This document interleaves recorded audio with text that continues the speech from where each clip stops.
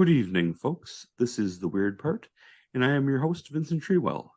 My special guest tonight is Octavian Graves, occultist and founder of Strange Dominions podcast. Welcome, Octavian.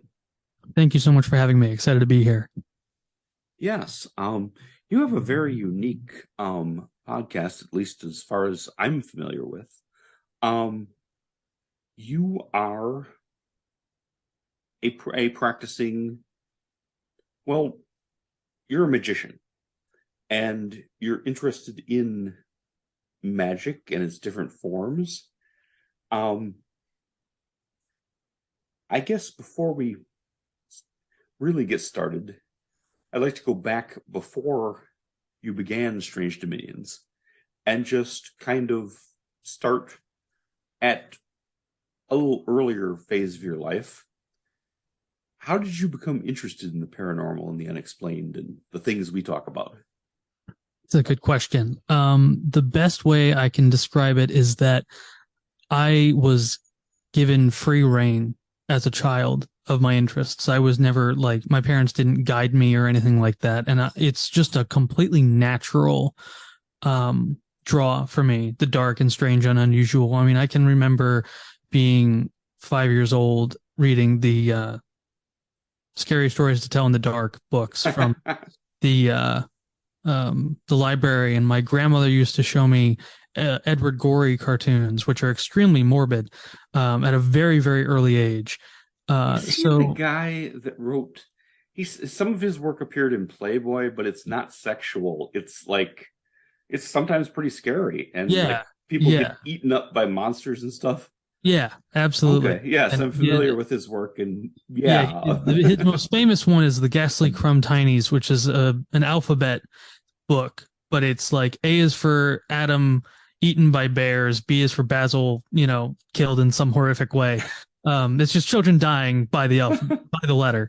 And I was introduced to that as a very young child. So, I mean, I can remember my grandmother used to make up ghost stories to tell me before bed. Like that's what my upbringing was like. And so it really just, it's in my blood. It's the only way. Did you find, I'm sorry to interrupt, no but problem. Did you find it like really scary or enjoyable? Oh, extremely enjoyable. It was exactly. The only thing, it was the only thing that I felt was for me. Like I felt so alien in every other area of my life. I don't remember how old I was, but I remember drawing. I was at summer camp, and it was like a Christian school, and I'm Jewish. I don't know why I was at that summer camp, but I ended up there, and I was drawing a golem from Jewish mythology, and I drew it really gory. Oh wow! But I used to draw a lot of very disturbing, gory things as a child, and that's like the only trouble I ever got into at school was drawing demons and dragons and murder and all kinds of horrible things. Mm-hmm. I, as it happens, had a grandmother that I was very close to, and she was the only person I could talk to about anything paranormal. And she was really into the Weekly World News. And she may have taken it a little more seriously than you really should, but we would talk about the Loch Ness Monster, and we would talk about Bigfoot, and we would talk about ghosts, and she would talk about that stuff like it was totally normal. And then my parents would be horrified. But but it's having somebody like that was huge in my life as well. And I think I get where you're coming from. Yeah, absolutely. I've had a few guests on my show who've related to me that their grandmothers were also the thing that inspired them to get more into their interests. So I think grandmothers just in general are very good for the strange and unusual. Oh, yes. Sometimes, well, I think universally, they're often the holders of the folklore. Yes, absolutely. And that's important. Did you have personal experiences before getting involved in this, like actual investigations and practices and stuff, or not? Not in the way that most people describe it, where they've had this lifetime of weird occurrences that started when they were a baby.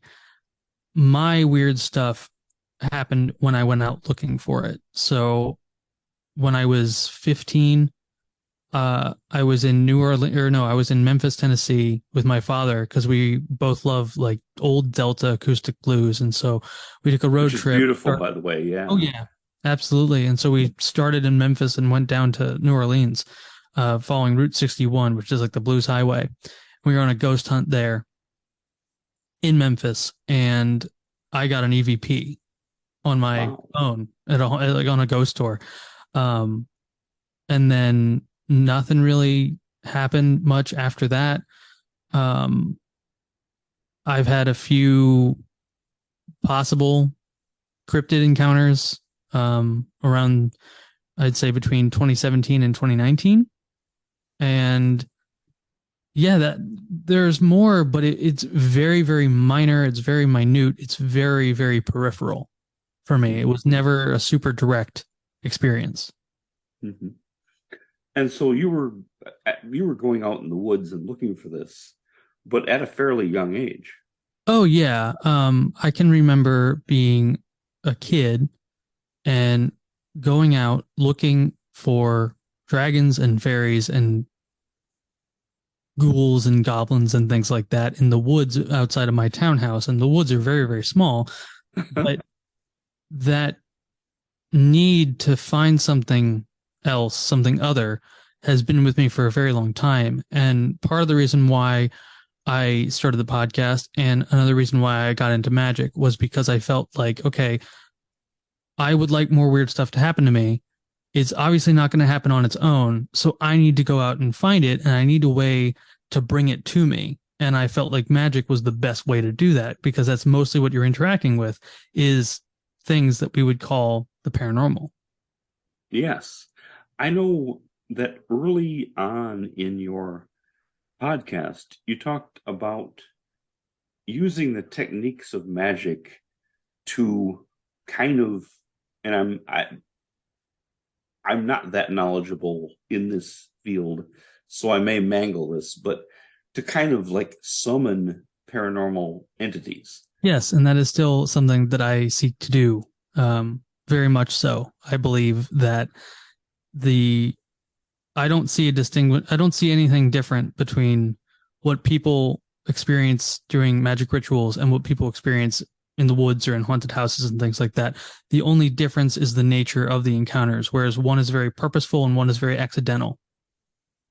And I That think makes a lot of sense. Yes. I think that we could start using magic to make our encounters with the other more purposeful and almost more in our court, whereas we are Yes. more in control. That that makes a lot of sense to me. In my, and I don't know if you've heard me ramble about it on other podcasts, but in my life, I've had precisely one sighting, and that was Mother's Day weekend 2019. And my wife and I were going to see my grandmother, who was then, if I'm correct, 99 years old. And um, we saw a cryptid, and fortunately, we were both there. So we both saw something simultaneously. And it can't be dismissed as like I was just having a hallucination or something. She saw like something very similar to the traditional Bigfoot. And I saw like a giant mutant bear. Wow, Okay. that's really interesting that you both saw something different. Yes. Yes. First of all, It you're very wasn't lucky because that different.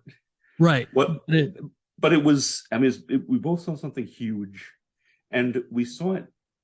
The area where we were at was extremely rural, and it's hill country.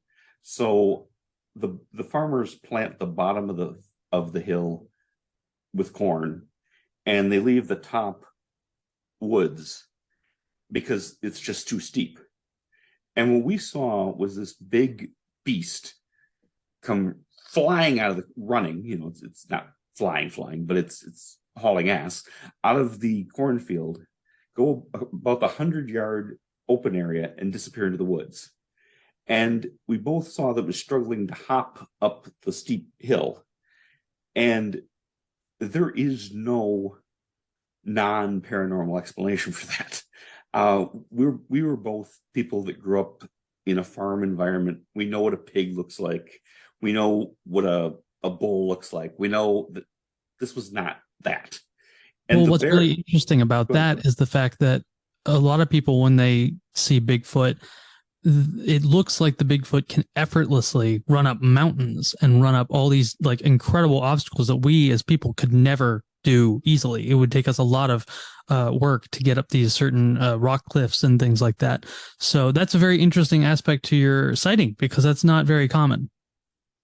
that's kind of what I've heard. And it was again, I'm glad there was somebody else there to verify this. But what she's compared it, we didn't talk about it right away. We got to the motel, we got settled up, and then we talked about, well, what did you see? And I didn't want to prompt her in any direction. And she's like, I saw Bigfoot. That's what I saw. And she described it as looking like the orangutan character in Planet of the Apes, the current Planet of the Apes, not the 70s one. But and that it usually walked upright, but that it was like struggling to get up a steep hill. And I also saw that the mutant bear I was seeing, which was a multicolored, gigantic, like Kodiak-sized bear, was hopping like up. And I had the distinct impression that we saw something uncloaked, that we saw something that didn't want to be seen by us. And so it wasn't frightening because it was trying to get away. And it did. We only saw it for a few seconds, but we clearly could see it for a few seconds. And then it was gone. And I don't believe that it was any physical being. Like if I went into the woods, I'm not going to find a nest up there. No, whatever it was real while it was here, but then it was gone, you know? So that was my sum total of one cryptid sighting, but it was an interesting one. Yeah, absolutely. And it's more than I've ever had. I've never really gotten a chance to see anything weird with my own two eyes.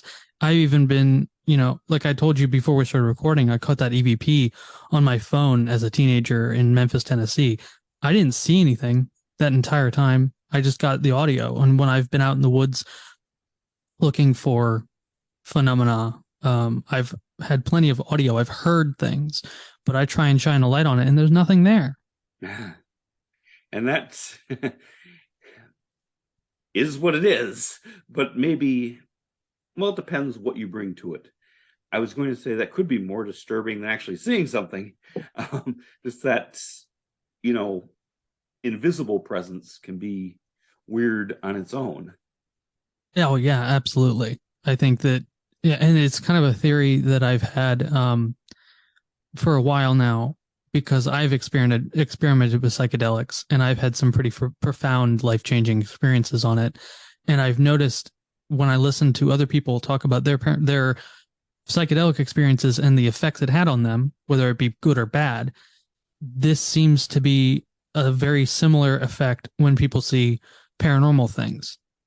And I find that very strange because when you see a bear or a deer or like a very clearly natural animal, it's cool and you might want to tell your friends about it, but it's not necessarily going to change your life unless it's like attacking you or something but there is an element to this phenomena that has a very, very deep and profound effect on us that I don't really see highlighted a lot.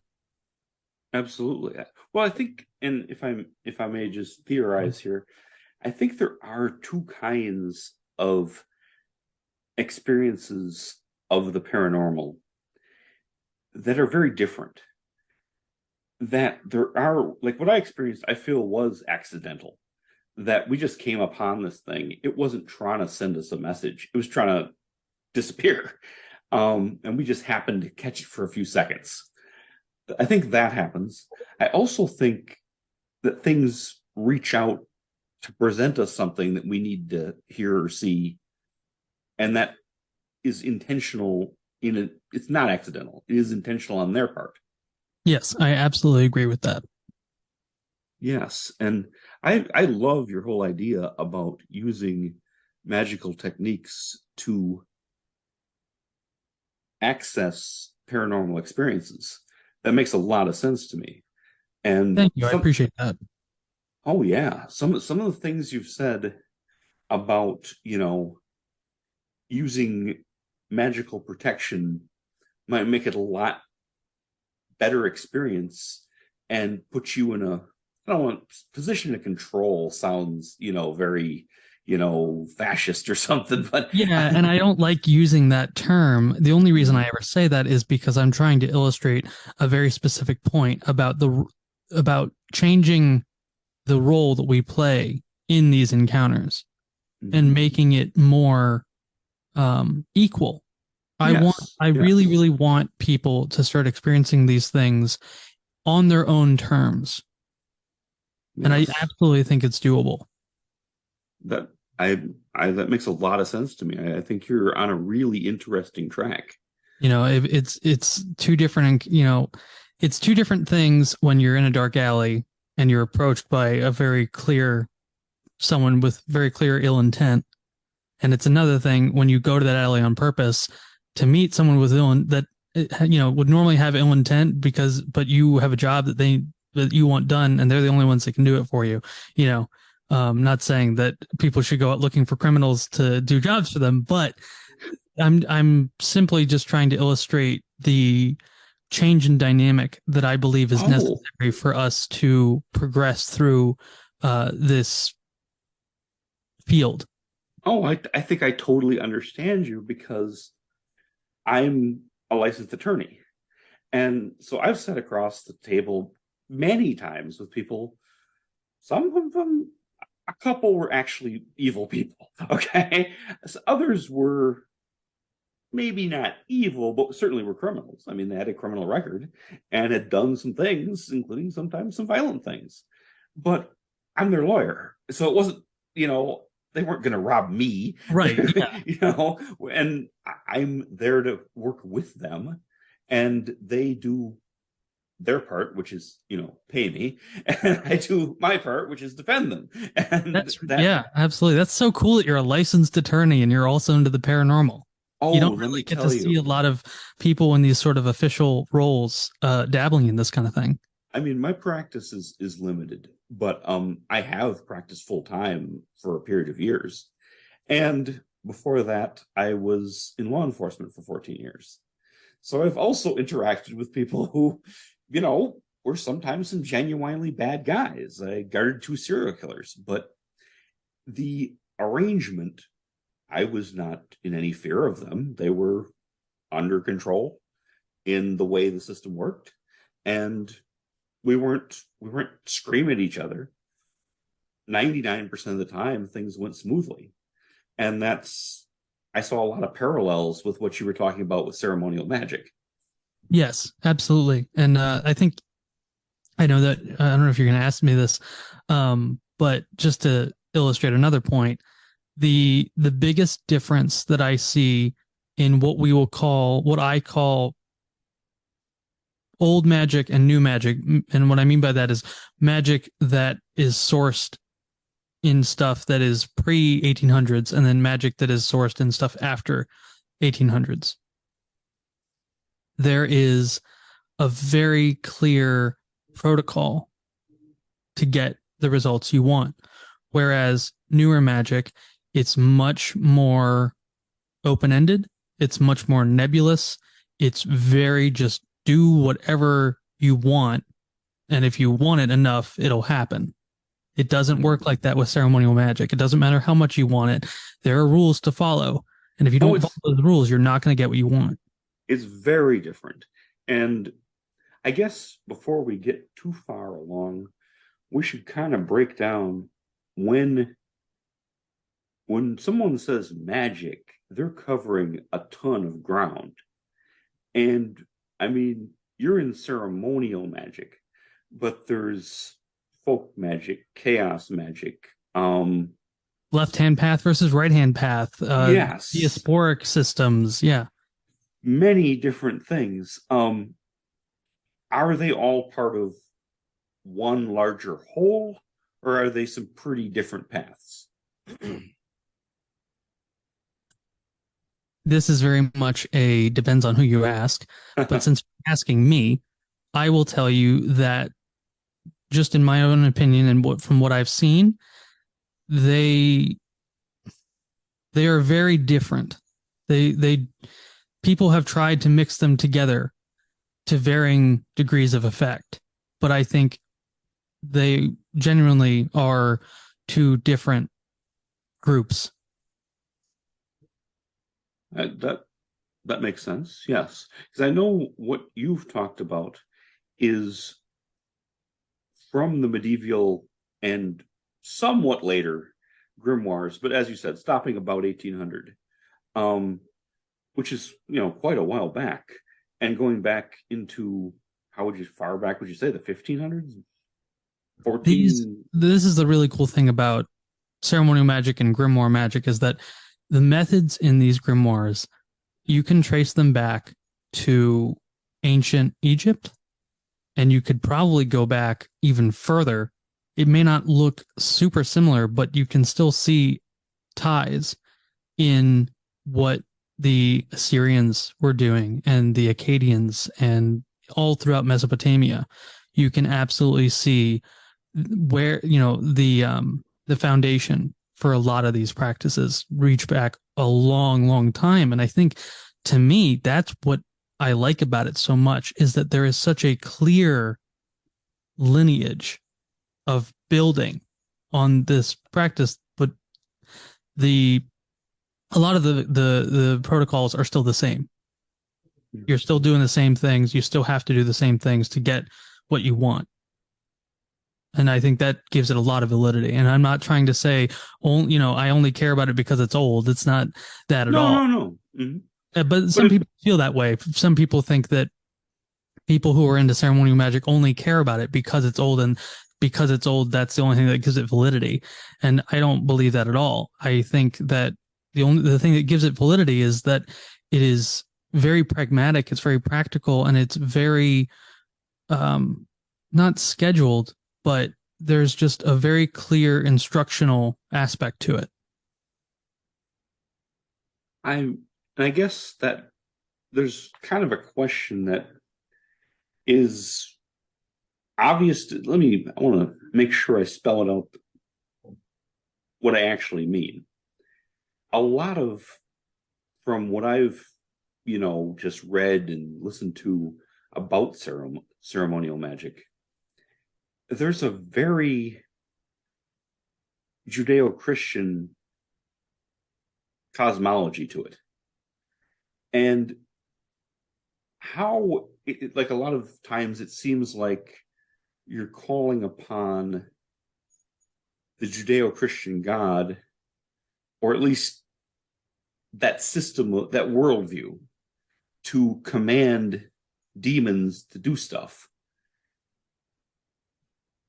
How do you do that and not actually be a like A practicing practicing Catholic? Christian? Yes, Yes. yes. Okay, so this is a question that I've had when I first started the show, because if you're a listener of mine, or if you go back and listen to the show from the very beginning, you will see that I have a very heavy interest in paganism and pagan magic. And then as I meet more ceremonial magicians, I become very, very interested in the topic. But I've even asked episodes 7 and 8, which are, oh, wait, no, maybe it's 6 and 7. My friend and mentor, Luke Bell, who I met through the podcast when I have him on, we had just met at that point. And I asked him, you know, is there a way of doing this without the Christian aspect, or do you have to be a Christian to do it? And he said, no, in no way whatsoever do you have to be a Christian. And it took me a while to understand that. And then it clicked for me in the sense that what I basically realized was you can for me, sorry, for me, I'm okay with it being in a Judeo-Christian system, and I'm okay with not practicing Christianity because what is told about in the Bible and in Scripture and in the Talmud and the Torah and the Quran and all things like that, there are entities, there are beings, and then there is this this very specific morality and attributes that are pinned onto these beings. But what you have to understand, and I'm sure there are people who will disagree with me on this, these works were all written by men, and they were all put on these beings by men, and generally speaking, for a very political reason. So what I do is I can take angels, demons, gods, and believe in their objective existence, but I don't pin the moralistic aspects to them. Also, I'm an Okay, animist. I think that So, makes a lot of sense. That okay, and I'd kind of look at it like maybe differing governments, like you're interacting with the Cubans, and the United States has a policy, or at least for many years, had a policy that Cuba is an evil communist regime that we're going to overthrow. But you're not taking all the propaganda, you're dealing with the Cubans on their own terms. Does that make a kind of an analogy? yes, absolutely. You're dealing with them as they are, not as what they're written about. The best way I can describe it is, and I think, the thing that allowed me to get into ceremonial magic and not really mess with my belief system is I read Condensed Chaos by Phil Hine. Now, I am not a practicing chaos magic or chaos magician, and I don't really know the validity of the actual practices themselves. But the philosophy behind chaos magic is very helpful in this regard because it basically states that you should be able to take something that you vehemently disagree with and dive head first into it and remove your bias completely, eliminate the bias completely, and find what works. Find what you like, look and see if there's anything in there that is useful to you, and then drop the belief and then pick up a totally new one. Now, Is I this failed kind in, of like, I'm sorry to interrupt, is this kind of like the Robert Anton Wilson belief yes, tunnels? yes, Okay, very okay. much so. I failed as a chaos magician because after I got into ceremonial magic, I didn't drop it. I kept with it, and it became something I'm very interested in. And the only way I can describe it, because I've been up against this question before, if you are in the United States and you break the law, your opposition at that point is the United States police force and the judicial system. But if you are a visiting someone, if you're visiting the United States from another country and you break the law, they're not your concern. They're going to send you back to wherever you go, wherever you live, and your country may or may not prosecute you or go after you for what you did in the United States. Kind of like diplomatic immunity. Yeah, absolutely. But the United States police force are not God. They're not like when someone breaks the law in China, it's not like the US police force is going to come after them. So Yes, yes. And Yahweh, the God that you invoke in Judeo-Christian systems, you're only invoking him because the other entities that you engage with in that system, that's who they respect. That's their country of origin. And they're going to do what they need to do to avoid or please that country. But it's not your country of origin. You're just respecting the rules while you're there. You're a tourist. mhm. Does that make sense? There, oh yes, there is so much um, symmetry between this and practicing law. It's all about jurisdiction. It's all about policy and procedure, chain of command. Um, like there's even the fact that when you become an attorney, you learn these Latin words that to file stuff like a petition of habeas corpus. Well, you could call it something else, but it sounds so much more powerful if you put it in Latin. And you're using these words to affect, very real results. That you file a petition of habeas corpus and maybe the guy gets out of jail because you said this in the right way to the right official at the right time and it worked. I will confess that when I was a first year law student, I told one of my fellow students, I feel like Harry fucking Potter because we're learning all these terms and you say this and this happens, Yep, absolutely. There's a real analogy there, and that makes a lot of sense. I can totally see that. A better way to describe it really is if you're a tourist in Europe and you're from America and something happens and you try and call 911, they're not going to do anything for you. That's not going to make any sense. You would call the emergency hotline of that country. Whatever that is, maybe 444 or something. Yes. Right. Yes. Yeah. So all you're doing is if you want the results that this system is said to give you, you respect the rules of that system. I mean, that's really the crux of it. And that's the practical element. I'm sorry, there's cats. But it's really just about understanding the rules of that particular system and being able to follow along.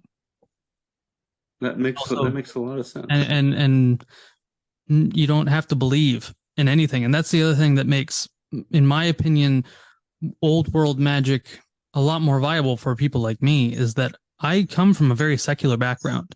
My whole family is what I would call Jutheist. They're Jewish by blood, but they don't practice. Mm-hmm. But they still uphold that identity. I was going to ask you about that, but go ahead. And so, oh man, I completely lost my train of thought. I'm sorry. So what you're doing is not practicing, say, ancient Israelite magic. No, not at all. Your beliefs are animist, and please elaborate on that. But your practice is the ceremonial magic that has come down through the centuries. Yes. To explain my animism, that goes back to, I consider myself to be a polytheist and an animist. And for me, animism is just understanding that everything in the natural world has a conscience, has a spirit in it. And just because it doesn't move or talk or walk or speak doesn't mean it's not a living thing. So that, a lot of people in the modern age, they don't consider rocks to be living. I do. Things like fire, water. To me, that all has spirit. There is a conscience in there. And yeah, it can't really talk to you. That's actually not true. There are methods of communicating with the elements as a living, breathing thing. But if you're just having a fire in your backyard, you're not going to have a conversation with the fire. But you inherently understand that there is a living, it is a thing. It's a living thing. If that makes any sense. Yes. I'm thinking like nature spirits, like the spirits of trees, the spirits of a lot of different things that can be contacted. Yeah, absolutely. And it even extends to material items that like electronics. Oh wow. Yeah, there is the headless right, which is very famous. It's an exorcism, but it's also a command. People have used it to fix like their cars. Like if your car breaks down in the middle of the road and you pull over and you don't, you can't get to like a mechanic, theoretically you can say the headless right and say at the end, you know, the spirits of the car work, or do whatever you need to do. And a lot of people have said that it works. It gets, what a hunk of junk has now been brought back to life essentially because of this ritual. Believe it or not, this is not the first time.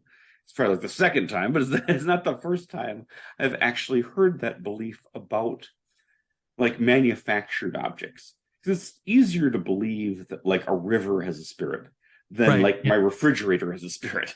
Yeah. But in Japan, I'm told that animist belief applying to manufactured products is not that uncommon. No, not at all. I think I'm probably going to butcher this, but I was told that when Japanese people answer the phone, they say something like mushi mushi. I don't know what that means exactly, but it basically means like demons of the phone go away. Spirits of the phone go away. I'm trying to talk to this person. I don't want you interfering. So yeah, it's a very widespread belief in many parts of the world. It's just that in the West, we've had this materialism and this materialist mindset, consume us basically. I'm glad you mentioned that. Yes, I too have heard of Japanese people like when you get rid of a microwave because it's broken, you say goodbye to it, Yeah. and then you can throw it away then. But you don't just treat it like it doesn't have a soul.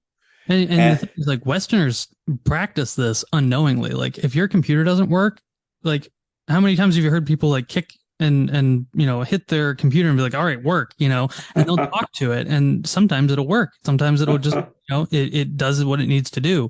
But in their minds, they aren't, they don't comprehend that they're interacting with a living thing. It's just I'm happening. laughing because there was a cartoon that was around quite a few years ago, where every time they called the IT guy, he showed up in full wizard gear with the pointy hat and the Yeah, whole absolutely. nine The yards, and drew a archetypal. pentagram. Yeah. And yes.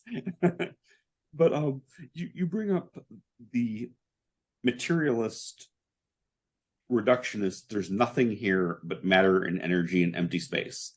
And magic fascinates me because it's a third way that's not fundamentalist religion, which rigidly controls people, and it's not materialist reductionist atheism, which says there is nothing else and it's just the physical world plus nothing, and we know that.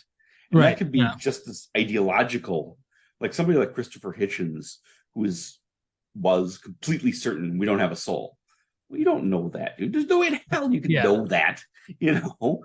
And for a Especially, long time, I looked up to people like Christopher Hitchens and Richard Dawkins and people like that. mhm, And at this point, I find a lot of what they say to be completely irrelevant mhm. in a lot of ways. Well, and I feel that they were just speaking out of their own unproven faith, that was a faith that they had taken on. Yeah, and And there's things I still agree with them about. Like, I genuinely believe that organized religion is one of the greatest evils of our time. Genuinely, oh, I, I wouldn't I, argue that for a second.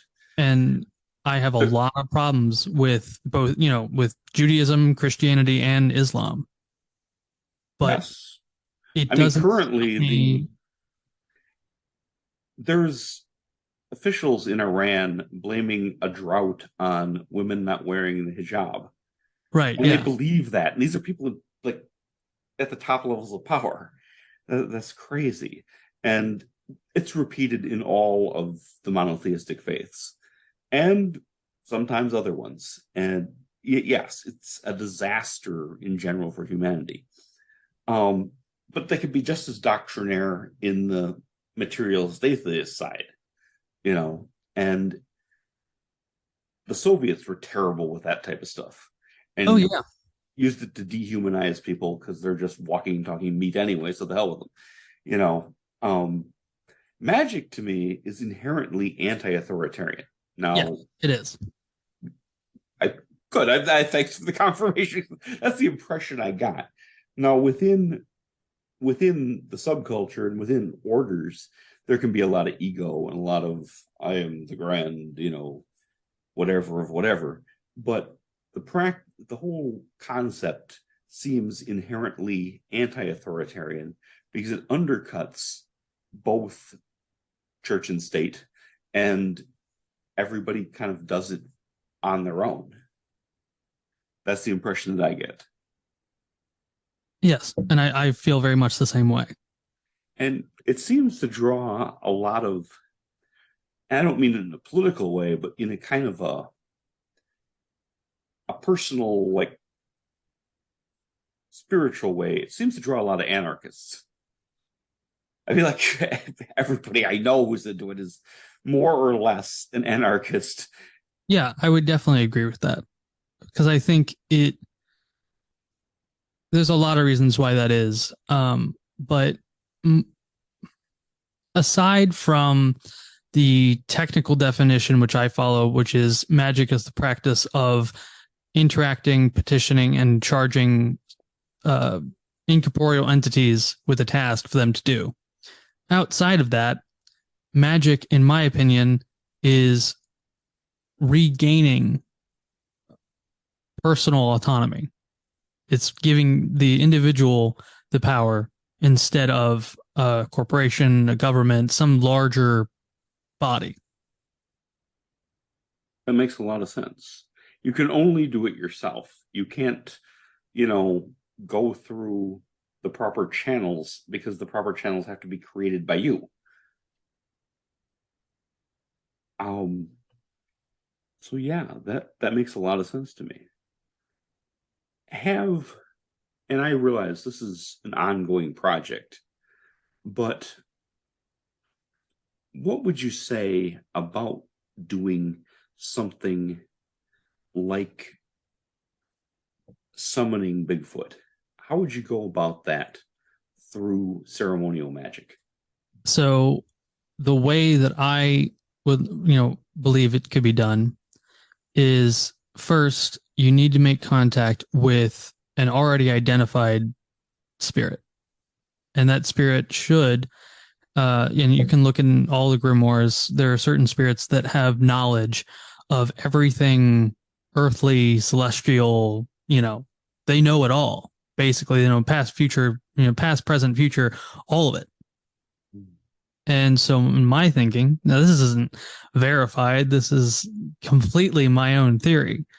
But my idea is basically you ask it like, okay, what is this thing that we humans refer to as Sasquatch?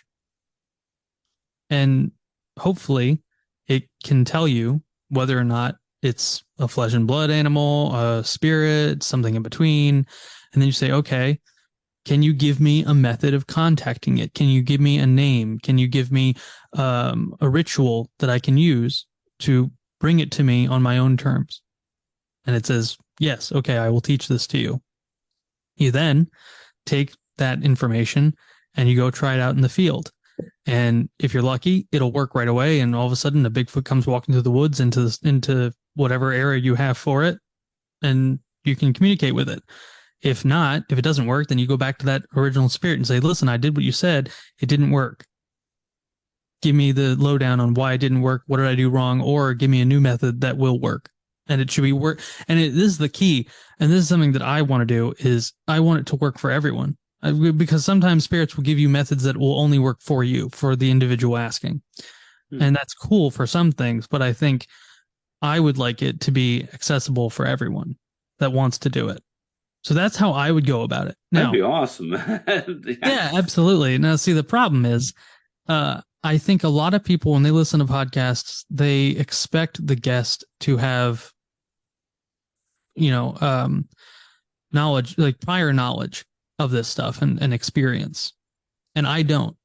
I have not practiced ceremonial magic. I have not actually summoned anything. I have not even begun the process. And there are many reasons for that. Where I live, I'm unable to do it.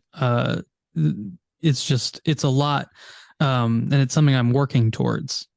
Oh, yes. And we were talking before we started recording, and I was mentioning to you that I actually, that's part of the reason I had you on here, because as a person who's interested in this and is working towards it, but is not like the grand, mage of whatever, you're a lot more approachable than somebody who has, at least by their own standards, mastered it and knows Right. everything. And I can ask the dumb outsider questions and not get my head bitten off. And Right. Absolutely. I appreciate that. So yeah, that's not a negative, that's a positive, I really because appreciate that. you're finding your way in this, as are a number of us. Right. Absolutely. Um, I grew up in the Satanic Panic and was, absolutely, just told you don't ever mess with any of this because it's all demons, it's all straight to hell. Okay. And when I left that, I went through an atheist phase and then kind of reached where I'm at now as an agnostic, and am open to a lot of ideas. And I have recently been attending a spiritualist church where they do mediumship, and that's a level of contact that I can handle. Um, I am not ready to invoke much of anything, okay? But I can handle what they do.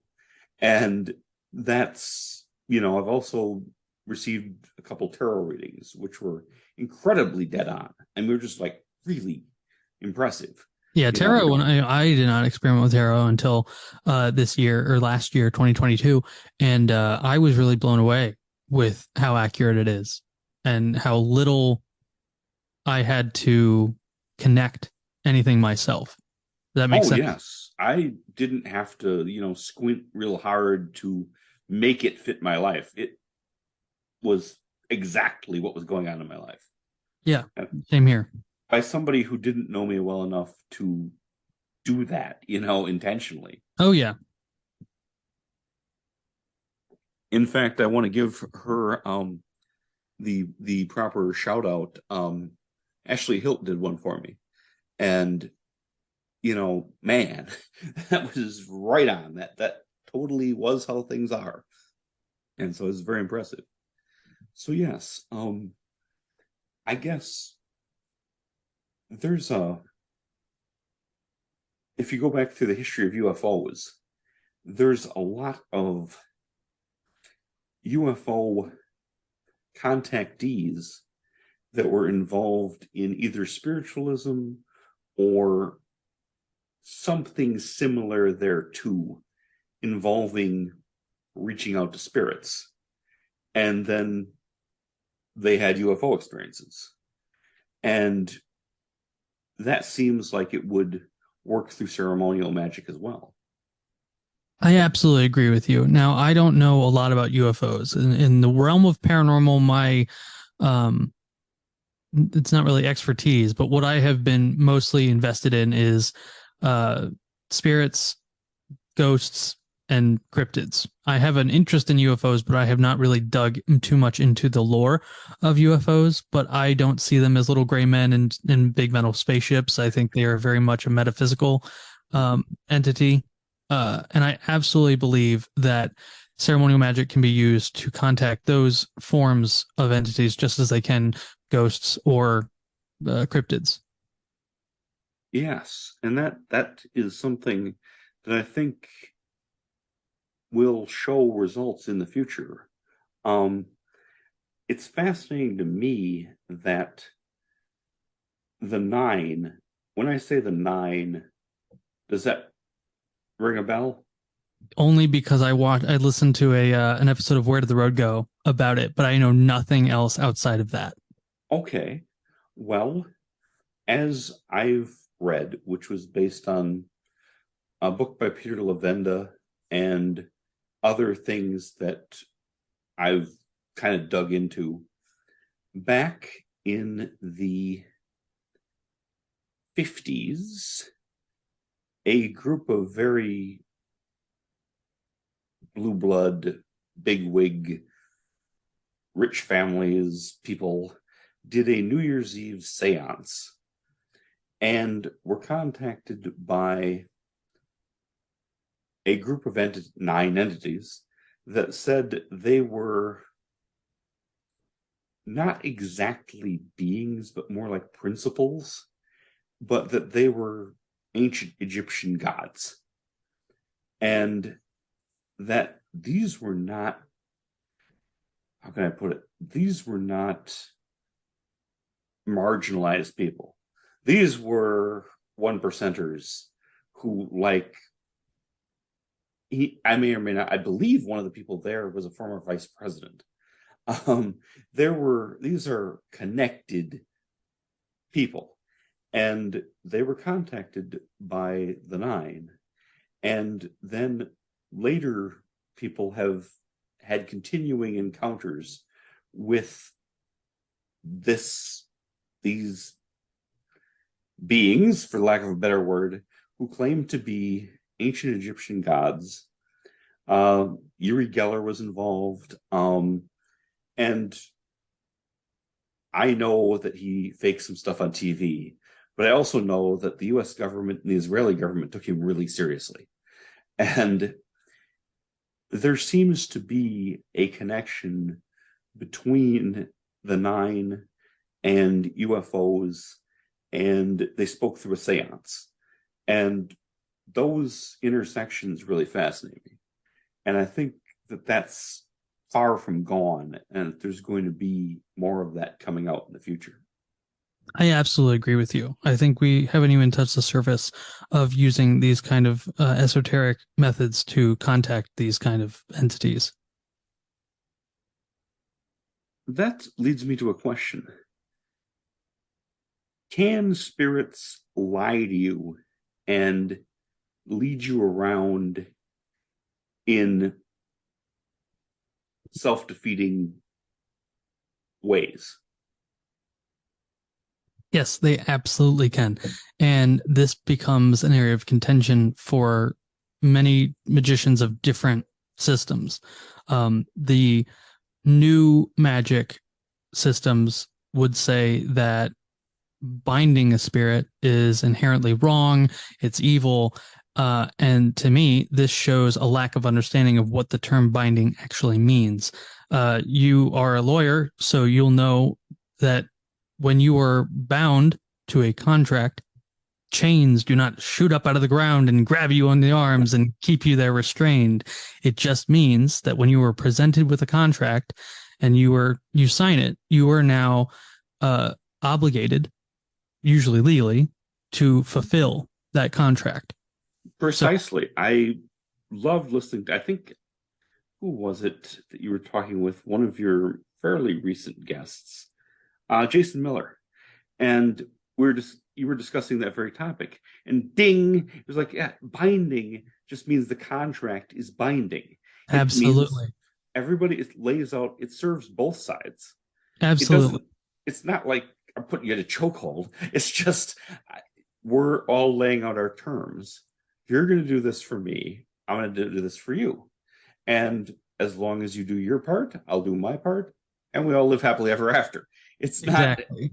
It's for clarification, and it carries authority, but it's not brutal, and it's quite the opposite. It just clarifies what our deal is.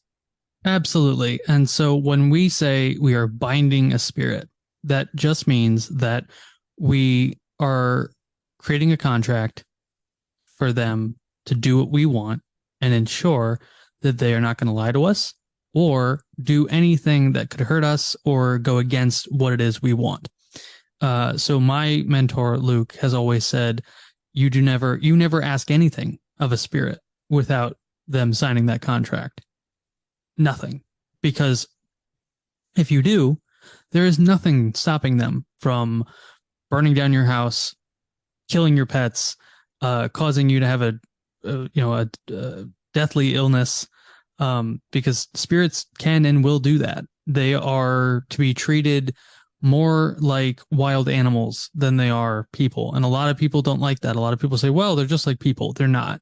They really aren't. And I realize that I'm saying this as someone who's never interacted with them, but I have listened to enough and I've read enough that I feel safe in believing and saying that spirits are like incorporeal wolves or bears or Oh. jaguars or anything like that, in the Mhm. sense that um, they really need to be put in this kind of controlling state.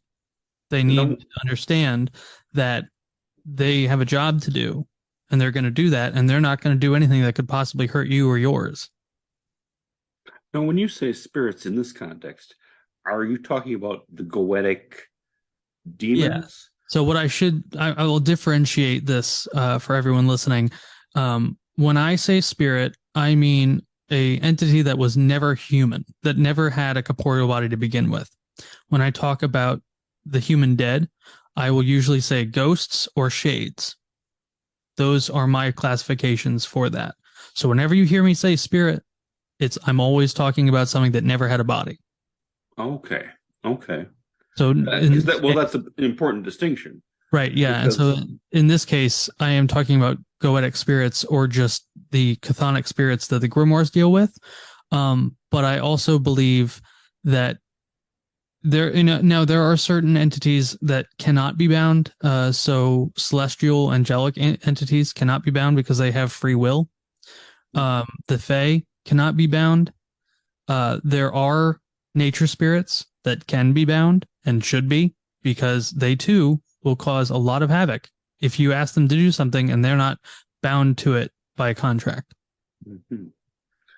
That makes a lot of sense because there is a there's a problem in, well, a lot of non-organized magic, um non-ceremonial, not magic that doesn't even acknowledge that it's magic, where, and some of this involves spiritualism, that some people have had like spirit guides that wrecked their lives basically, and that, had them running all around and telling them the world's going to end on Tuesday, and then none of that happens, and they ended up in a disastrous situation, and that that provides some good clarification that yes, there are the spirits of deceased people, but those, which can also, I assume, probably lie. And there are spirits who may pretend to be the spirits of deceased people. And if you don't have a control system, you want to be very careful with what you believe for what they're telling you, I would say. Absolutely. Absolutely. And the human dead in necromancy, generally speaking, are also bound. Now, this is where I become a very clear newbie in the sense that what the only question I have is that okay, so you summon the soul of a dead human, you bind them because if you don't, they'll wreck you basically. But we don't do this for ancestors. People work with ancestors all the time, and there's no binding present from what I understand. It's just simply offerings.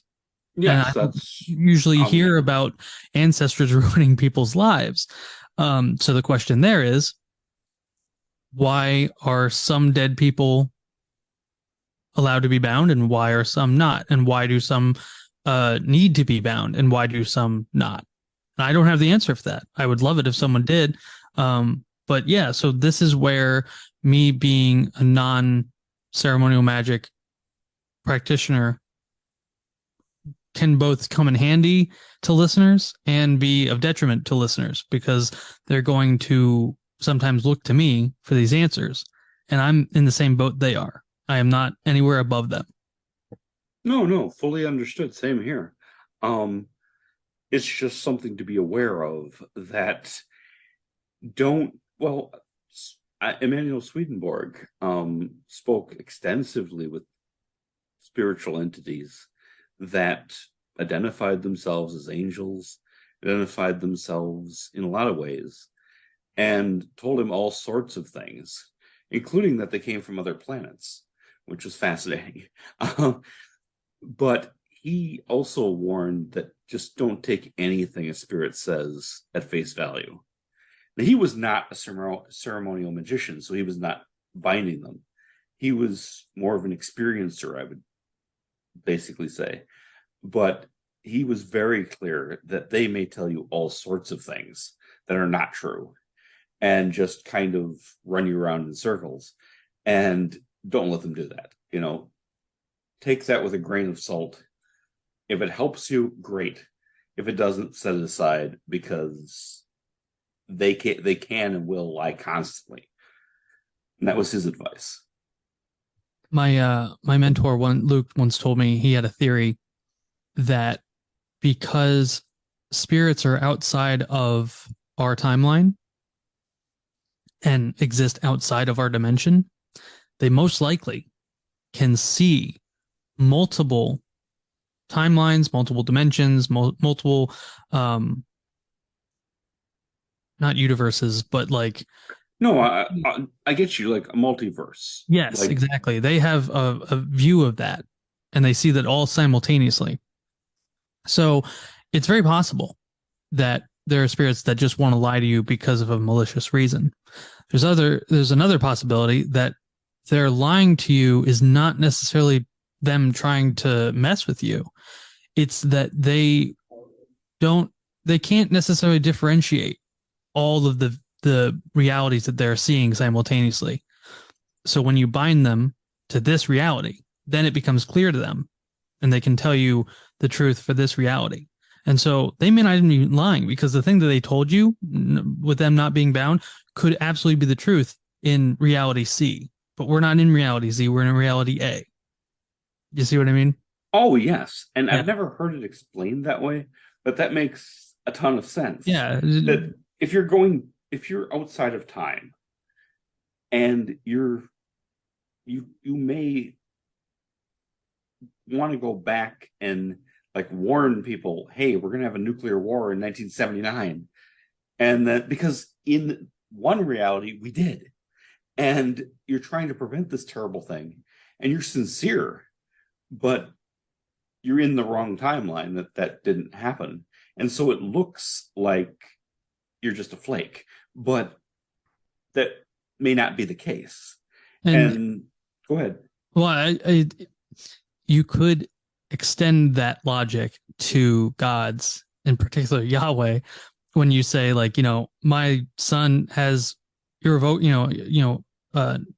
cancer, a terrible cancer, and I prayed to God for him to cure my son, and he still died. Well, your son in another timeline may have been cured. You know what I mean? Wow.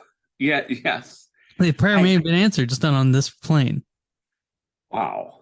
That's kind of deep, man. But yes, that makes a lot of, if you stand outside of time, that makes a ton of sense. Since you brought up Yahweh, I have read some fascinating material on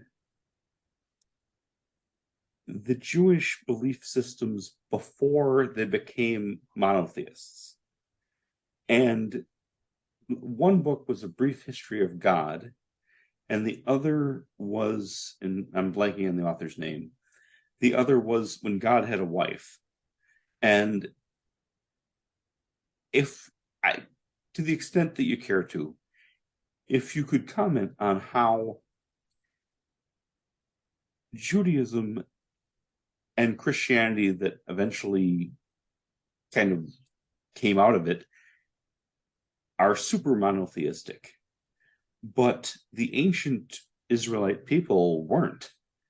And they were more or less compelled into monotheism. And then the pagan parts were kind of written out of the Bible, but there's still enough verses that show that there was at one time polytheism. Absolutely. And so what we're getting into right now is the Canaanite belief. They were a people in Canaan, um, and they were pagans. So they had an entire pantheon of gods, and in that system, El, Yahweh, Jehovah, Elohim, all separate, completely separate entities. Yes, and And people the don't way that, know that, but go ahead. right, and the way that I understand that is that when the Israelites sort of conquered them, they took all of those names and combined it into one entity. But I don't believe for a second that the, that those gods actually became one god. I absolutely believe that there are many entities that people um, unknowingly talk about when they talk about Yahweh. I would concur and just add this. I've always kind of wondered, for a while, always wondered any being that could create a universe so vast and so ancient would not be something that we could communicate with. It would be like you or I trying to have a conversation with a fruit fly that only lives for like 24 hours and only has so many neurons, and we can't have a conversation because it can't take what we're saying. We are outside of its possible comprehension. Yeah. Exactly. And any real creator, a single creator being that did the Big Bang, would be so far beyond us that we couldn't communicate. But that there could be a whole ton of lesser gods that are just in charge of this much. And, maybe are in charge of a planet, maybe are in charge of a solar system, or maybe in charge of part of a planet, or the ocean or what have you. That makes a lot more sense to me. And then, you take that and you look at the hierarchy of angels, right? Oh, yeah. And you start to see that exact same thing. You see that these angels, um, they are in charge of very specific aspects of our reality. And in many ways, there are angels that entire existence is based around mediating between humans and the creator. So a lot of people would not say that angels and gods are the same thing. I don't have any evidence to support or deny that claim. You know what I mean? Yes, yes.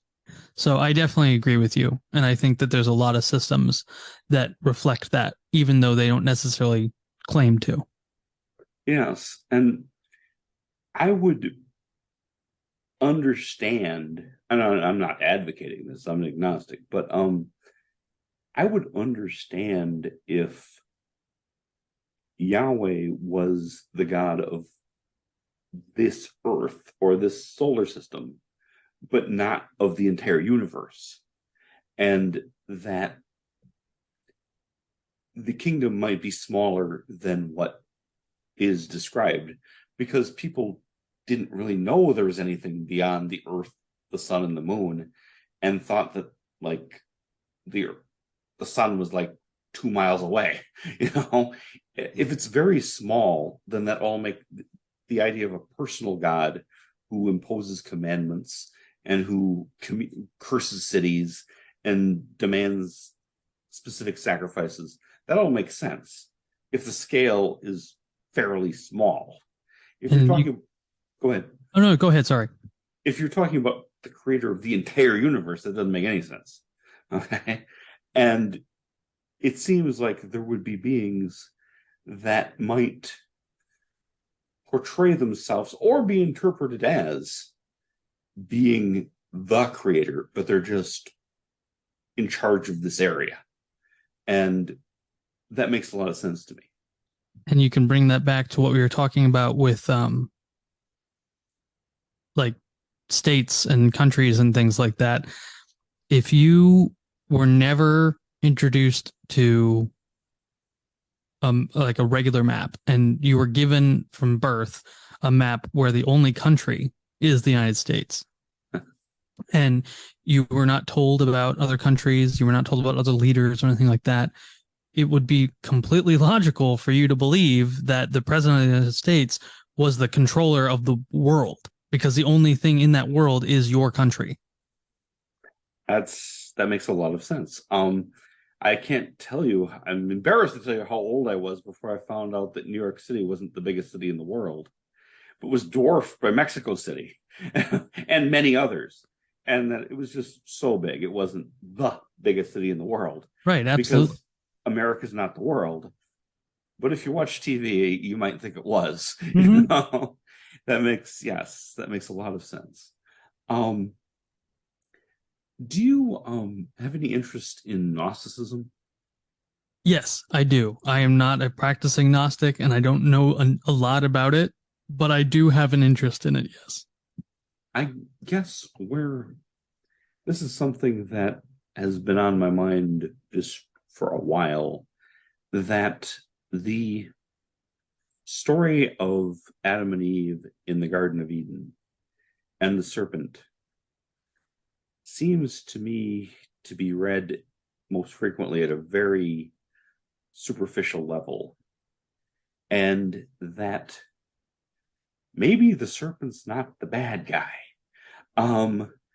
Maybe the serpent is liberating Adam and Eve from their ignorance and empowering them, and that has been interpreted as something bad, as original sin, as a terrible thing.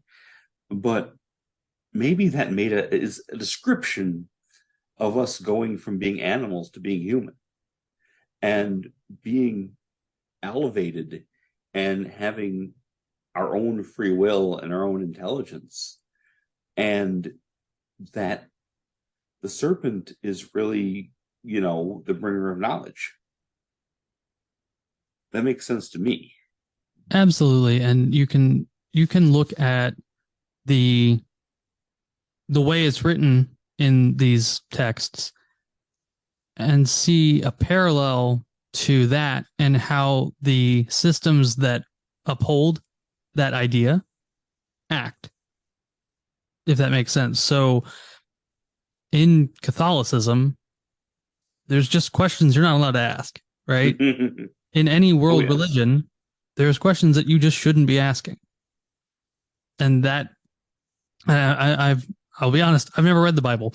But from what I understand, Lucifer was cast out of heaven for trying to give mankind intelligence and autonomy and things like that. And that was against the creator God. And so it makes sense. It absolutely makes sense that that entity may not be what is written about. And that goes back to what I was saying about being able to look at these entities and not attribute what has been attributed to them yourself, and look at them objectively and not with this certain frame. That makes, yes. My follow-up question was going to be about Lucifer. Yes. And that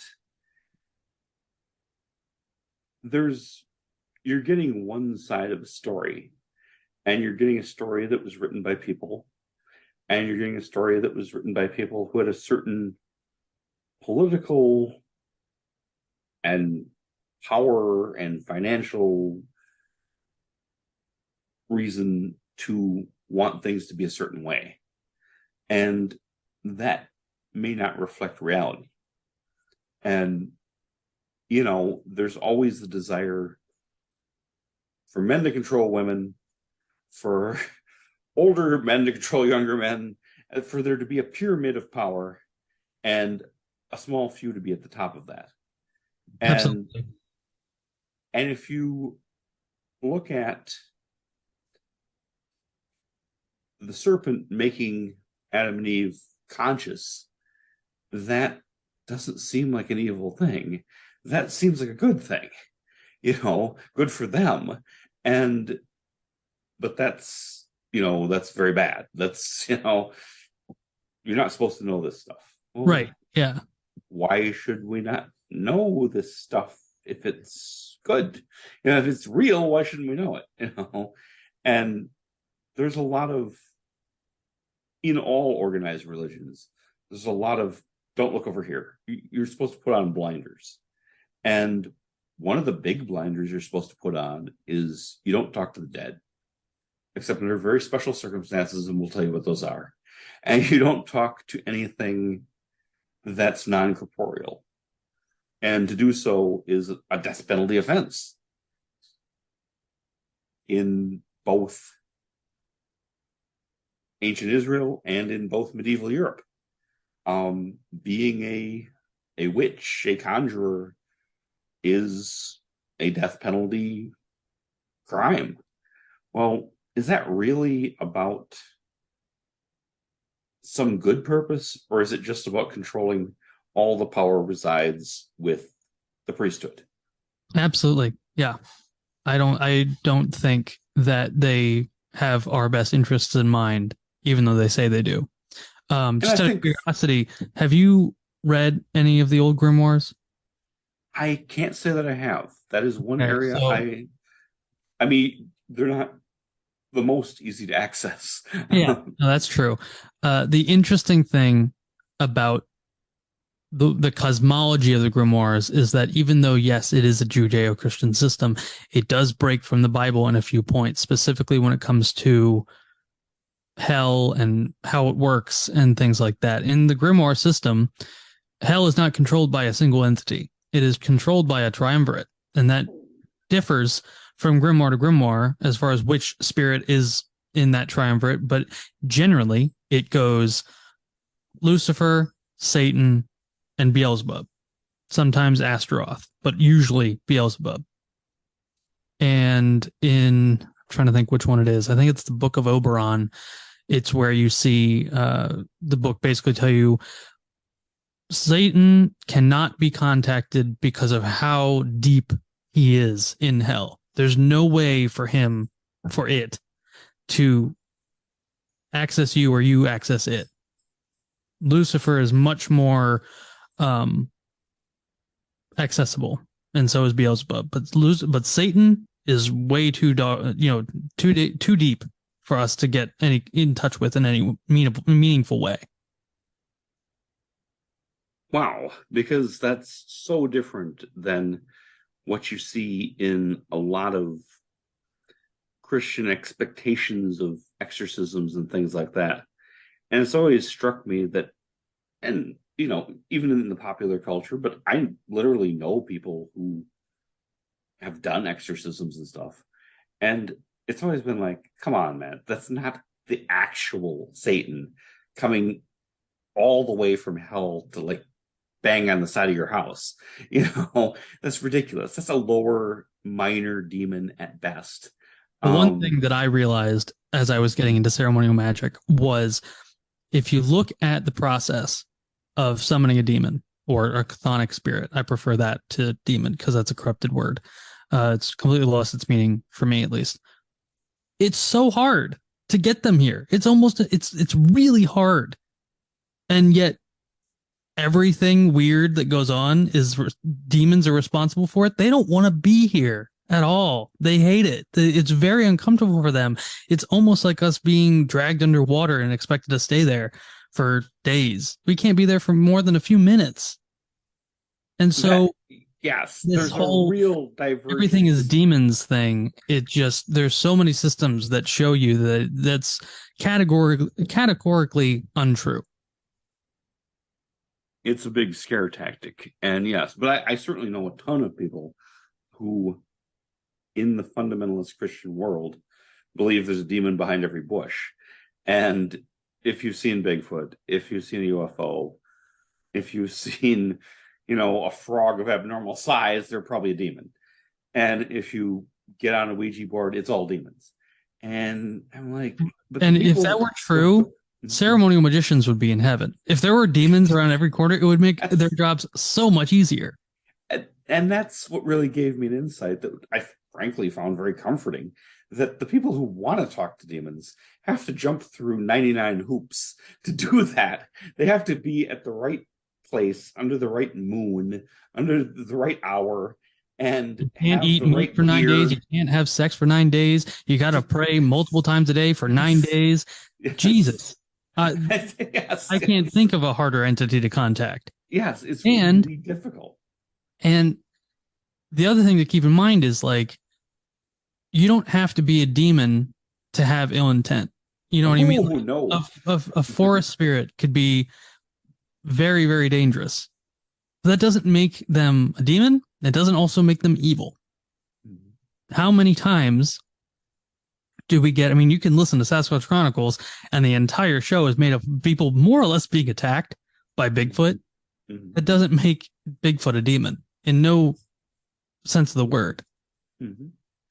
Well, and if you look at nature spirits of any sort, well, look what we did to them. You think they'd be glad to see us? Right. We've destroyed their species. We've, devastated their habitat. We've, dumped chemicals in the water. They're probably going to be a little upset, And, like I have done a lot of work to try and contact nature spirits because of how accessible they are as far as like location. And it's really hard. I go out usually every week to do an offering and say like, listen, I'm giving you this. I would like to contact you. You can come to me in dream. You can come to me during meditation. You can come to me in this way. I haven't gotten anything yet. And I've done everything I believe I'm supposed to, but I just haven't gotten the contact yet. And I think there's a lot of people who'd be very afraid to admit that. In the year that I have been like doing really heavy magic in the way that I can, I don't really feel like I've had really any kind of discernible contact with anything that I was aiming to. I mean, I've had a couple pretty intense dreams. I feel like there have been certain deities that have responded in one way or another, but it's not in any. I don't get like when I do something, a ritual or an invocation or anything like that, I don't get something coming up to me and being like, okay, you called me, I'm here.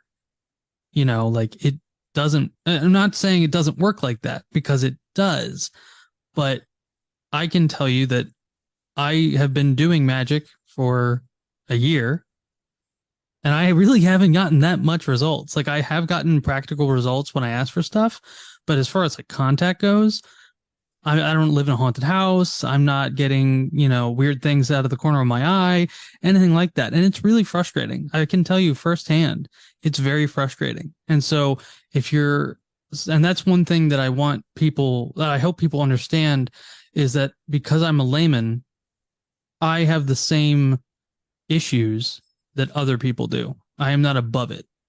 I am not some great magician or anything like that. I'm just like everyone else. And so when I hear about people online who are like, I did this, that, and this, and nothing happened.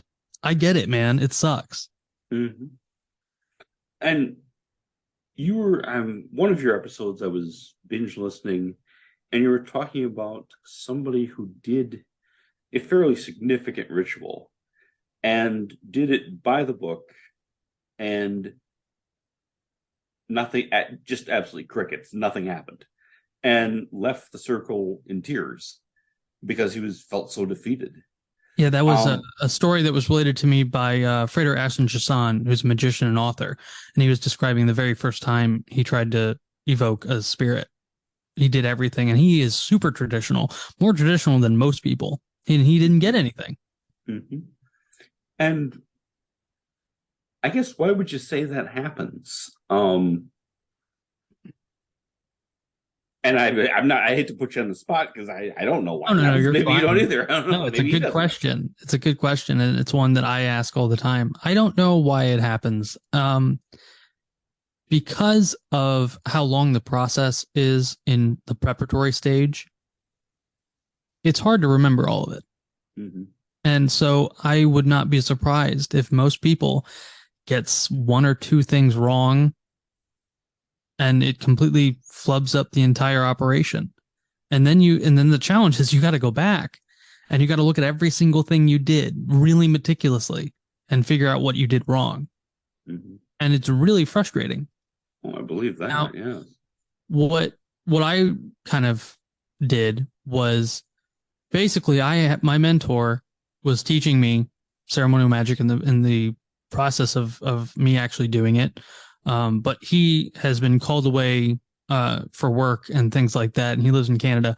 Um, and so and he was very, very hands on with me. I have yet to find anyone who has been that hands on with me or be able to teach me in that way.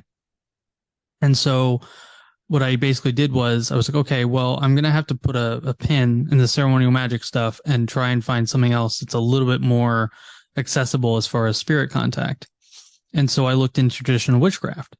And I'm Oh. still kind of like, learning that system and doing some of the stuff that I've learned from that. But still no real contact. Like Hmm. I'll just be very upfront.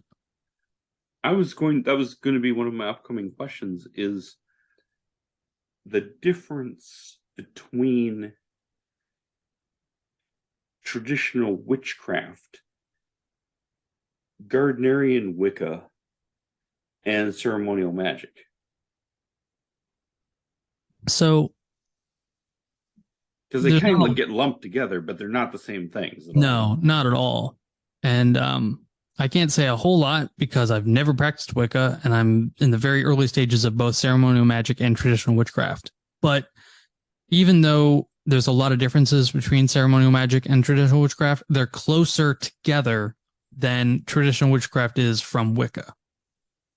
And Wicca's a hell of a lot away from ceremonial magic. And And for that, what it's worth, I mean, everybody, oh, I don't know everybody, but people should know that Wicca, and I mean this with zero disrespect, because there are many Wiccan practitioners that I respect and that I'm close to, but it is a recreation. It yes, is not it a is. direct lineage. It's trying to rebuild a faith that was wiped out. And it was recreated by Gardner in the 20th century. Yeah. And from what I understand, it's not even an actual recreation of witchcraft. It's kind of its own thing. It just uses witchcraft as a title. But from what I understand, it's has a lot more to do with lodge magic. So that's Freemasonry, the Golden Dawn, Thelema, than it does with anything else, what we would call witchcraft. Um, from what I understand, Wicca doesn't really have much to do with spirits as far as direct contact. It's more about will and intent. It's more about energy. There's not a lot of like real bombastic rituals. It's more visualization, like basically kind of creating things in your mind. That is an impression I would share. Yeah. Yes. And there's nothing The wrong with that. Like No, no. I'm sure people get results from it. Oh, I know people who have, yes, that it can be very effective. And some people, it is really their spiritual path. Um, but yeah, I don't believe you interact with non-human entities. I don't think that's significantly part of it. And I'm not a practitioner, so I can't give a definitive answer, but that The is the other thing impression I is have. right. And the other thing is the aim of it is very different. So within especially ceremonial magic and a lot of traditional witchcraft, you're doing things for a practical result, whether that be sorry, love, money, uh, abilities, knowledge, things like that. Wicca seems to be much more about changing your internal state, making you a happier person, a more satisfied person, a more aware person, and things like that. It's not really about money. It's not really about getting love. It's not really about anything having to do with the physical plane. There, I would have to just disagree with you to a point because I have known some people who did derive or got what I would, for lack of a better term, call real world results through Wiccan practice. Oh, I'm not doubting it happens at all. In fact, I can tell you that my girlfriend, while she does not identify as Wiccan, um, we one of our cats, we have six cats, and one of our cats was very sick. And so while the cat was at the vet, she did like a protection ritual for the cat. Cat was fine. So there you can get real world results from it. I'm not saying that at all. My only thing is from what I understood from reading about it and talking to other people, that's not necessarily the point of it. Oh, yeah, I would concur that, yeah, it's more of a how to develop as a soul than how to get this specific thing on command type of thing. That's It's a why very different structure, yeah. yeah, and that's why I would say it's a lot closer to lodge magic because that's very much the same thing. And Golden Dawn stuff, Thelemic stuff, it's not really about um, getting laid and getting paid. You know, it's more about developing you as a person, which has many benefits. Like, don't get me wrong, there's a lot to that. And full disclosure, I am not active in a lodge currently because but I fell behind on my dues, and that's one thing they do take seriously. But I am a Mason, and it's you can get out of it. You'll get out of it what you put into it. But there are people who are very esoteric with it, and there are people for whom it's an old man's supper club. You know, you can do, and some people use it for just political networking. You know, you get out what you put in with that. But the goal is to chip away the bad aspects of yourself and become a better person. And you know, And there was a minute there where I considered being a Mason specifically to get a better job, to find connections oh and yeah, get a better job. I didn't go through with it, but that was my motivation for it. well, I'll tell you, a um, my grandfather was a 32nd degree Mason, and I believe without a doubt it improved his career immensely. He started out as a farmer who went to school at night and became a school teacher and ended up being superintendent of schools for the county. And a lot of that was people he met at the lodge, but the lodge was much more powerful then. And it wasn't powerful for mystical reasons. It was powerful because the police chief, the president of the bank, and the mayor all go with the lodge.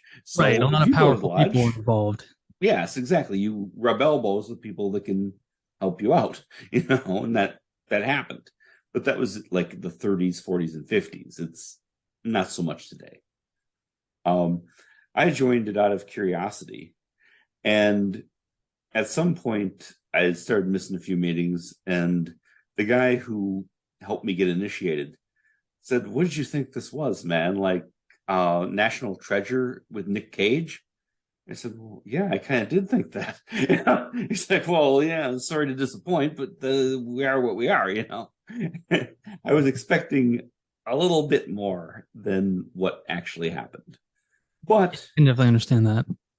yeah, if I'd put in more time and effort, though, I would have joined what they call the Research Lodge, and there they do very esoteric stuff, and they, read books about ancient Egyptian practices and stuff. And you can make it as esoteric as you want or as, mundane reality as you want. So it's what it is.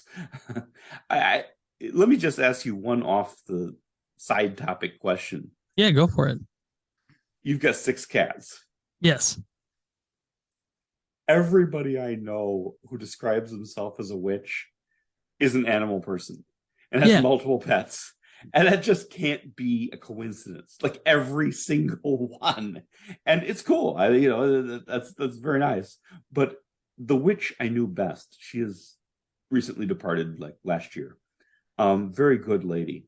But she just had a ton of animals. And everybody I've known who was into anything where they called themselves a witch had like at least five pets. You know? Is I that don't know like why what you that see? is, but I definitely agree. It's definitely a thing. It is very interesting. It's like they're all hanging around waiting to be familiars or something. I don't know. Yeah, something like that for sure. um, I have, and I realize we've been at it a little while here, and I don't want Totally to fine with keep me. great, because I don't want to keep you, beyond. No, don't worry about it. Okay, okay, you said it because I have a few more questions. Um, these may seem off topic, but these what you can say is what you can say. What are your thoughts on reincarnation? I'm very interested in it. I don't put it this way. I find it highly likely. I don't find a lot that would say like it's impossible. I think it's very possible and I think it's very plausible. I concur. I have past life experiences, memories, impressions, deja vu in places there can't be deja vu.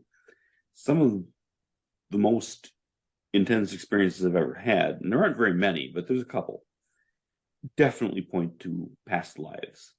And I absolutely believe in past lives that we have lived before and we will probably live again. And that makes a lot of sense to me. I had a very interesting experience in both Norway and Iceland Hmm. where I went there as a child and I have never felt more at home than I did there. Like I remember getting off the plane into the airport, which is a very mundane thing, but I was like, Hmm. "Oh, all right, like I was here at some point, maybe not in this lifetime, but I definitely feel like I'm supposed to be here. Like this feels like coming home." And I'd never been there before and I haven't been there since.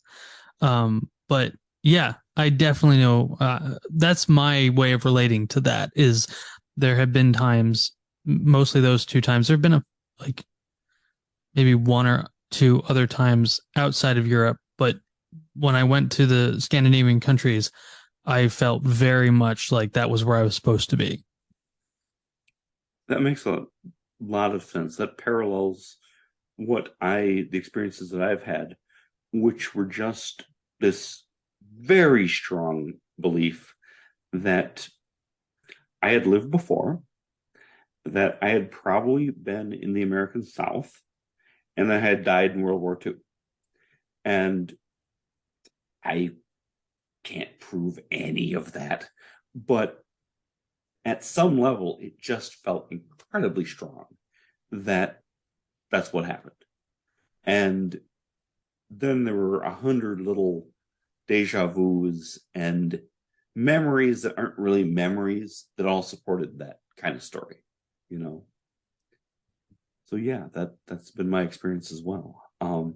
It's interesting that you or your soul moved around from a different continent and everything. That's interesting. Yeah, it definitely is. I mean, actually just did my ancestry DNA test, and the results were pretty much what I thought they would be, but they were all very validating for me. Interesting. Um, well, if you don't mind, and you don't have to answer this, you don't care to, but do you mind if I ask what they were? Yeah, so they were um 49% Jewish peoples of Europe, which is because my mother's side is all like very Jewish. And then the rest was like Northern Europe, the England, the British Isles, and a little bit in the like not like the Slavic countries. Hmm. So Eastern Europe is what I'm trying to say. Mm-hmm. Um, those were minor, which is weird because I actually know that most of my mother's family comes from Russia and the Baltic countries. Interesting. I'm I haven't taken the test. At some point, I may just to find what it says. It's interesting because sometimes, well, it's interesting for many reasons, but one thing I'm always struck by is when people get results that don't match.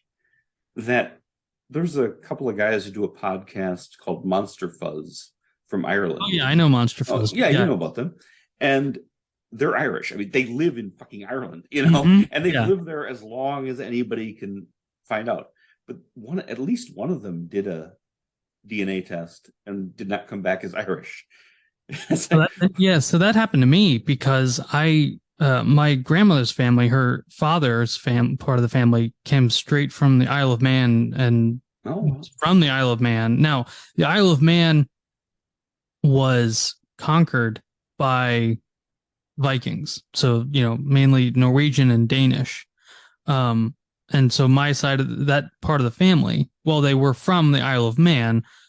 The very earlier aspect of it most likely came from Scandinavia. And so when I did the DNA test, it said I had 0 Manx in me, but 5% Swedish and Danish and 1% Norwegian.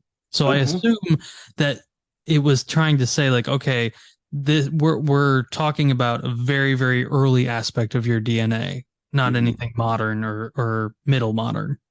And all those tribes crossed over each other endlessly. I had a guy I worked with who was like my doppelganger. He looked so much like me that people would start a conversation with one of us and think they're talking to the other. And he couldn't have the beard then. So we looked, other than the fact I have tattoos and he didn't, that's the only way he could tell us apart. And so one day we're just hanging out and I asked him what ethnic background he was because I'm Scotch, Irish, German, Dane. And no, he was from like Bulgaria. Um, I don't know, take her for what it's worth. And people traveled around a lot. Yeah, they did. Yes.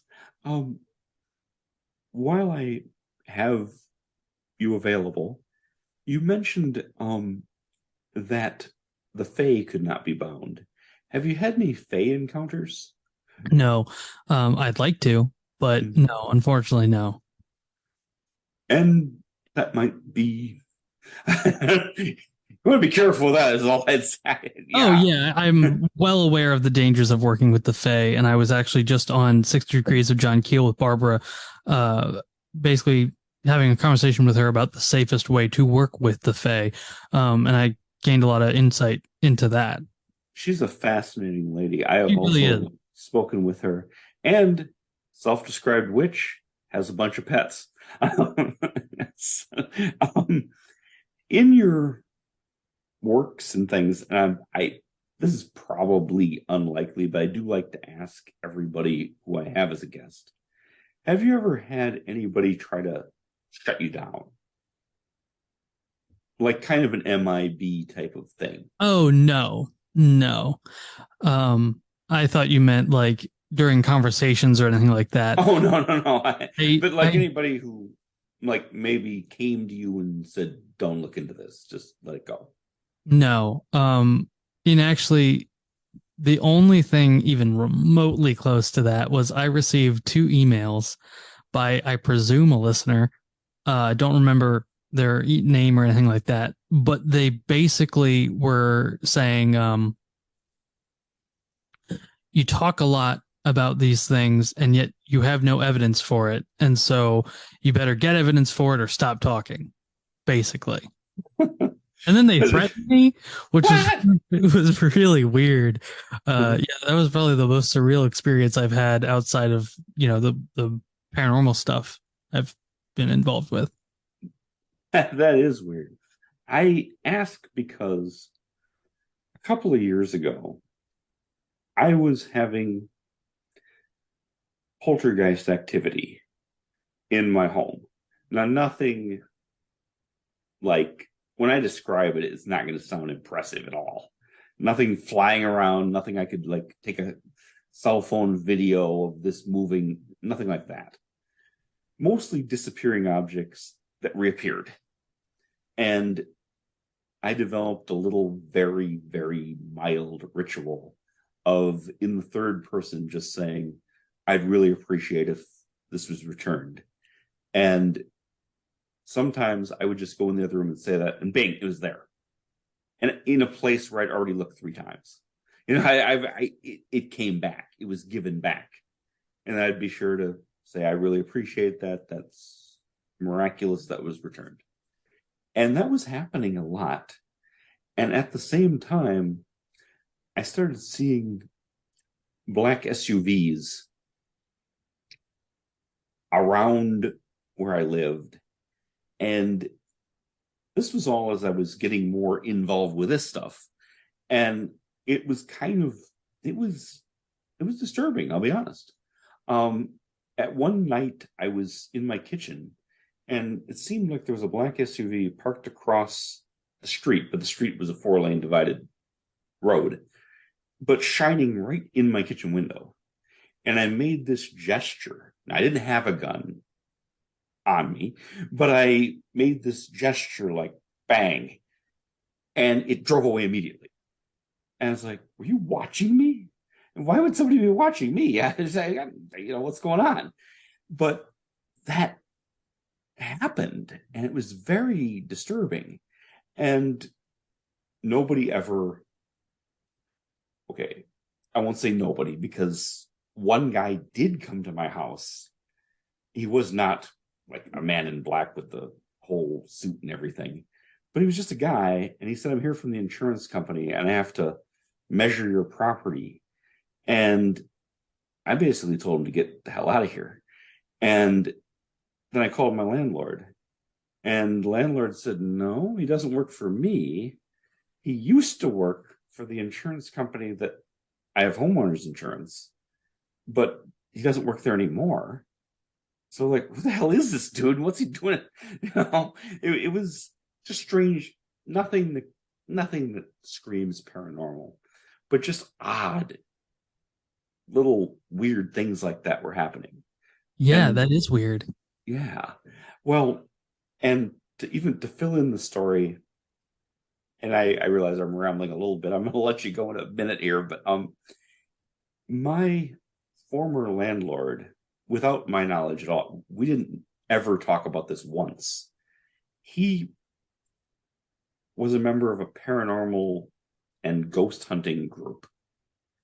And the guy, the former tenant, was a member of the Uranian sect. Those people that believe, I think they believe Jesus was from outer space or something along those lines. And then there's me, it's like, what are the odds that those would be the owner and the 2 tenants in a row? Yeah, that is very interesting. I've never had anything like that. Not many years ago, I'd say 2019, maybe 2020. I had a weird experience, totally like human, not paranormal in any way. I was with a friend, and we were on our way home from band practice with another friend, and they lived in Baltimore, and we live about 20 or 30 minutes south of Baltimore. And you could take the highway all the way basically to my house, but I don't do that because I hate being on the highway because there's always cops on the highway. So I take the back roads at a certain exit. And so I take the exit I normally take, and I was driving him home, and there was a car behind me, and it was like right on my ass. And so I pulled into a neighborhood that I didn't live in just to let the car in front of me go. And they pulled in too. And so there was a cul-de-sac. And so I drove around the cul-de-sac and back out the neighborhood, and I passed the car that was following us, and I can't remember what they looked like, but they stared me down. And then we pulled out and kept going, and that car pulled out too. And me and my buddy were like, we're being followed. I have no idea why. And so we pulled into a gas station, and we kind of like went behind the gas station. So our car was kind of obscured, and the car behind us was speeding down the road. And then it pulled into a coffee shop across the street. and then waited there for a minute. And then I was like, okay, I'm allowed to cuss on this, right? Oh yes, feeling Yeah. So I free. was like, okay, fuck this. And so I just peeled out of there down a street. I had no idea where I was going. And it came after us, but well, I guess we lost it. I don't know. But yeah, that was like one of the weirdest experiences I've ever had because it was so clearly following us. And I have no Oh idea yes, why. and it it doesn't seem like street crime. It would make no sense if they're gonna try to rob you or something. They wouldn't do all that. Um, and it doesn't make sense as like a government agency, but it seems like they're agents of something. And that's and so much of what you've talked about with ceremonial magic and the angelic orders and powers and principalities. It's like there is an invisible government within the non-physical world. And sometimes if you get noticed, they investigate you, it seems like, you know. Yeah, So absolutely. that's I believe that black SUV was watching me, but I don't believe they worked for the FBI or the ATF or anybody like that. But they were there and they were doing surveillance of a sort, and it's something. What it is, I don't know. But I guess that's kind of the unifying thread. We really don't know Right. a Yeah. lot No about one this knows stuff. anything. Trust me. Yes, yes. That's why I always feel pretty comfortable being agnostic about almost everything Yeah, same. because there are very few we absolutely this we know. You know, I know I'm sitting here. I presume I'm talking to you. Yeah. Yes. That's about as far as I'll go. Everything else, there's a lot of known unknowns and unknown unknowns, Hmm. and I mean, that's why what I say in my intros, we're explaining, we're uh looking for the unknown and the unknowable. that is exactly, and that is absolutely fascinating. Um, I'd like to thank you a lot for being here, Octavian. This Oh, has thank you been for having me, Vincent. This has been an absolute blast. cool, cool. Um, where where can listeners find you? Because they Uh, should. I want to tell everybody if you're listening to me, you should definitely be listening to him Thank you. I appreciate because that. he's got one of the best podcasts going out there. Thank you. That means a lot. It really does. I really thank you so much. Anyone can find me at strangedominionspodcast.com, Strange Dominions Podcast on Facebook, Strange Dominions Podcast on Instagram, YouTube. We don't have a Twitter or anything like that. The website, Facebook, Instagram, and YouTube are the best place to find us. I'm more active on, like, I will post the new episodes on Facebook, but Instagram, I'm a lot more active just in general. Okay, well, thank you very much, um, folks. This has been the weird part. I am Vincent Treewell. Thank you for listening, and good night. All right.